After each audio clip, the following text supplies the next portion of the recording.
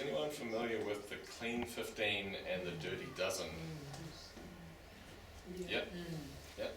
So this is the list that gets developed of fruits and vegetables which have the least insecticide picked up on them in supermarkets and the ones that get the most. So I scoured around online, this isn't normally in my presentation, of New Zealand organic pages to see which lists they had, and there was a little bit of differences, but they all referenced the same site from the US, and they're putting this in their information for New Zealand. These lists are not transposable between nations, between climates, between ecosystems. Different countries have different pests, they have different products that are registered to control them. I've highlighted in some colours here. Onions they have as the number one clean fruit and vegetable. Yeah. Any onion grower in New Zealand would fall off their chair laughing if they saw that. They use 10 things on it. It is known as New Zealand's most sprayed crop. They typically start off with a suite of herbicides, followed by 10 applications of insecticides and 10 fungicides. That's why I buy. And then there is glyphosate at the end of harvest. Yeah, so Organic onions, so Yeah. called, are they free of all So- that? organic onions can have things like pyrethrum and spinacads on them, which are not great for you. But this is the reason why if I had a choice between an organic onion and a conventional onion, it would not be a hard decision to make, even at 10 times the price. And it literally is 10 times the price. And they Yeah. So It's a good thing to grow that. one annoying thing I find with lists like this as well is that it blankets out whole crop sectors as being good or evil, whereas it's actually at a company level. So Wilcox, a brand that you should see from time to time in your supermarket, often don't really advertise themselves as being green or organic particularly intensely. But they come to people like me and say, I've just taken on a whole lot of land in Matamata that used to be dairy land and it's lacking fungi. We want to return it to the owner better than we have received it. You only know that because I've told you that. So certain companies have far better values than others, which is annoying when they're all mixed in bins together. But it's the reality that we're currently going through. Onions is aware of their New Zealand reputation and are very insistent on improving. So it is something that over the course of the next 5 years you will see drastic change in that. And here as well we have avocados. Avocados in New Zealand used to be sprayed so much they had to intervene and create the Avo Green project, where authorised scouts will go into the property and let them know if it's actually reached a level that they should be allowed to spray. In my view, the threshold's still too low, but at least they've done something about it. But if you compared that in New Zealand, avocados would not be on the Clean 15. In California, they are. I've got an avocado customer who used to grow in California. For 20 years, he sprayed his crop once for caterpillars with an organic product. In New Zealand, when he took over his farm from being managed by a commercial person, he had spent $36,000 on helicopter spraying in the year before and said, what can we do to be better than this? And now he's getting complaints from some of the pack houses, you should be following our spray program. I know. I'm going to get my orchard back into a better place. And his last pack out was actually better than most people who were spraying. Yeah, good for them. Kiwi fruit's also quite bad because most of it is actually turnkey managed from pack houses that just look at what they can get the most efficient mileage out of their vehicles. On the other hand, on the dirty dozen here, strawberries is the worst crop. Traditionally, that would be the case. But more and more what's happening in New Zealand is there is popping up with spray-free strawberries. They often don't want to go through the motions of being organic, and some of them don't own the land, so that rules them out from even becoming organic. You have to own your land to get through the current criteria.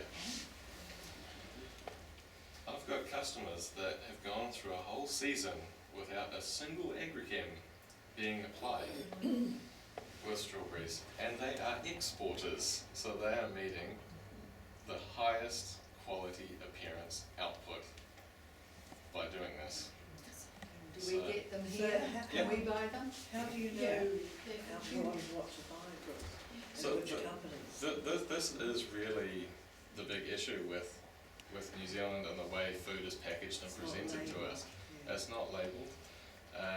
There was an initiative we put forward about 15 years ago where there was going to be a blue butterfly on packages to say it's an IPM product, so it's going to be very, very or almost zero spray residue. The supermarkets freaked and they're like, well, if this product's so clean, people are going to wonder how bad are the others, rather than trying to upsell. But this mindset, thankfully, over a decade or two, is starting to change. And supermarkets around the world are actually putting pressure on governments and taking government standards and slashing them, saying you're only allowed 10% of this, which is, they're following market pressure finally. What about potatoes? Is that on the list anyway? Oh, that is horrible. So a common practice with potatoes is they need to get rid of the plant on the top so they're easy to harvest. Just round up. So they spray them with Roundup. Yeah. Yeah. No wonder there's so much cancer on. Yeah. But how do they know they're not green? You're meant to let those tops die down and then you know it's harvest time. Yeah, they When they kill them off spray, it makes faster. them, So mature quickly. so How that's can it? Well, somehow it does. so That's why it's you good. can actually harvest potatoes earlier. This is a common practice in the UK to get the small, fresh, early season potatoes. But to get rid of this annoying layer of biomass, they spray herbicide, and inconveniently one that is particularly systemic and ends up in the tuber, instead of just mowing it off if they wanted to harvest them early. And that's, potatoes in New Zealand is something I don't really What like about to talk kumara? about. Orange kumara particularly. So kumara is actually an interesting one. It doesn't actually get as many pests as potatoes. They're far more resilient. So they will have some fungicides, and the odd bad grower might have sprayed it with glyphosate as well, but they would be far less residues in a kumara than there would be in a potato. Because things like the tomato potato psyllid will ruin a potato. It will not ruin a kumara. So there's a lot more balance going And on. you know that fungus that's in potatoes, particularly seems to be in agrio, where you cut it open and it's just under the skin, all brown, and it can make the potato taste funny. That's a fungus, isn't it? I think that's And potato that's in the blight. soil. Yeah. So they would be spraying for that, wouldn't they? If they that's, So there's a product called Amistar that gets, when they make the furrow and they put the seed tubers down, then they spray those with this product called Amistar. What with? Amistar, it's called, it's a fungicide. But with organic potatoes, there's more of a trend to start looking at using trichodermas instead of these. So smart growers think, how will I replace my fungicide with trichoderma rather than use my trichoderma with my fungicide? Because trichodermas will not just combat the fungi, but they actually add other benefits like improving the plant's growth. They enable the root systems to get bigger. Fungicides do not do that. They, so that's where a lot of research is finally being put underway in that field. But you'll see a lot bigger uptake in crops that are not potatoes. Yeah, celery is sprayed a lot, isn't it? It's of horrendous. The, you know, yeah. Anything that's got to have a very shiny, beautiful appearance, like Brussels sprouts and stuff like that, will be sprayed very heavily with contact insecticides Yeah, I knew to celery. ensure that it's great looking. You've got apples and green, how bad I've are got they? apples and good. No, so they're good. They're good. Good. You just got to watch So- the. My next slide's on apples. What about mushrooms? Oh, Buy organic. So, mushrooms will tend to get things called fungus gnats, which something I'll pass around later eats. So if you're a conventional mushroom grower, you can use things like synthetic pyrethroids or orthene to try and kill these. If you're an organic mushroom grower, you'd use this or beneficial nematodes. So, yeah, I would buy organic when it comes to mushrooms. so these growers called QBU growers, whatever they are, they spray free, and they're at Groylin Community Centre on Sundays, and they're at Mount Albert on Saturday, and they're spray free. So they have potatoes and all sorts of stuff. And this is a community market, is it? Well, yeah, but they're always there. And they have a wide variety of stuff. Yeah, so that's where I changed my life when I learned that in West Auckland at Oratia, there was a guy who was growing his apples, and he said to me, the government, if you like, the standard is I have to spray the apples 8 times before you eat them. Yep. Over half a dozen months. Yep. So I changed my life to organic in that moment.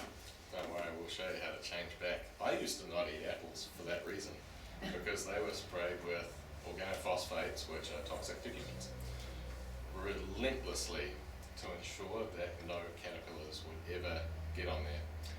So mites, though, don't really care much for OPs over time, so they had to develop an insecticide-resistant predatory mite to use in combination with the OPs to make sure they weren't getting mites on the apples. And that was standard practice until we get to our next slide. Apple Futures. Yes. So the Apple Futures project. So apples is a big, extraordinarily big export market for New Zealand. In fact, last year it was $777 million. So we have quite a few different avenues of sending apples to various places, some of which don't really care how much they're sprayed, places like Asia and stuff like that, and the US. Europe wants a fairly well zero residue apple. But what is common practice with all of our export partners, that if a carton of apples arrives and it has a single caterpillar in it, then this grower or orchard will be banned from our country. When the second caterpillar comes in, New Zealand is banned from our market. Yes, 2 caterpillars. But Apple Futures, which was a 3-year project, came up with, we want New Zealand apples to only get to 10% of the minimum, or maximum rather, residue limit of Europe, which is already extremely low.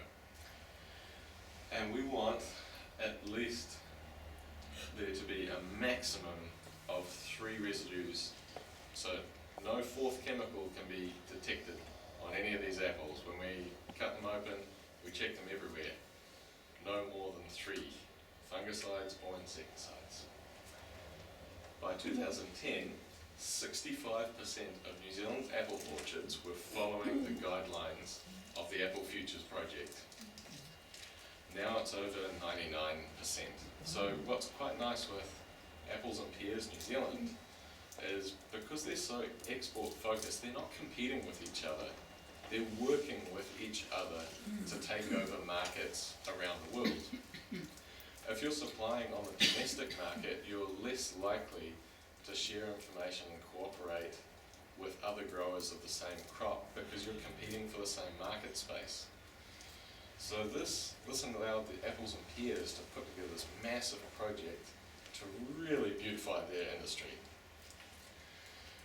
So one of the other achievements with this, zero impact to production costs.